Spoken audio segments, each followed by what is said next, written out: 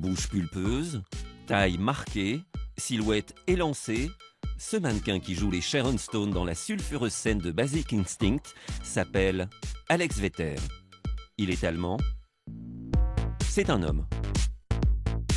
C'était quelque chose qui me tenait à cœur. Je voulais pas faire ces photos sur une femme. J'avais besoin d'un homme, un androgyne, parce que je trouve qu'aujourd'hui, il y a ce côté un peu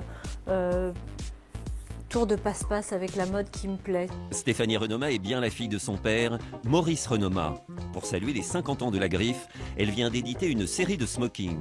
Renoma, c'est l'histoire d'un mythe. Au début des années 60, les hommes sont austères. Ils portent des costumes sombres qui masquent leur forme. Renoma retravaille les proportions, cintre les tailles, ajuste les épaules. Bref, brouille les pistes de la sensualité.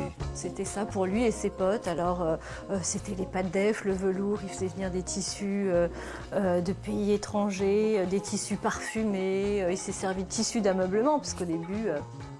Quand il a démarré, il n'avait pas de sous, donc il fallait un peu bricoler. Donc c'était vraiment en chinant à droite à gauche, c'était de la récup. Dès son ouverture en 63, la boutique de la rue de Longchamp devient le rendez-vous incontournable de tous les artistes. Dali, Picasso, les Stones, les rockers, les punks, Deneuve, Bardot, tous ont essayé cette veste Vasarely. C'était dingue, son meilleur ami étant Gainsbourg, c'était une vie de folie. C'était Cendrillon. Wow. Oh là là, mais t'es rentré, mais oui, tu l'as fait. Une veste créée en 68. Les images qui m'avaient le plus troublée quand j'étais petite fille, c'était ces campagnes de photos d'Helmut Newton pour Renoma avec Serge Gainsbourg et Jane. C'est vrai que bon, c'était un petit peu osé et moi j'étais fascinée, je trouvais ça tellement beau.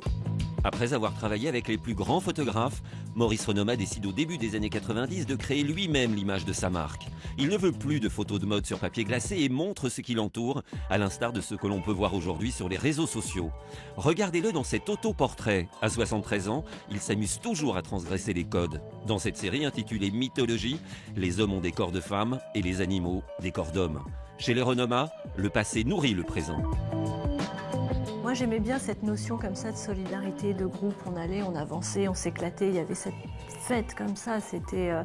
Non, quand on voit les images, on se rend compte de la folie qu'il pouvait y avoir. Moi, je trouve ça super intéressant. C'est inspirant et ça inspire encore aujourd'hui. Omniprésent sur les réseaux sociaux, campagne de pub No Limites. À 50 ans, la boutique Renoma n'a jamais été aussi jeune.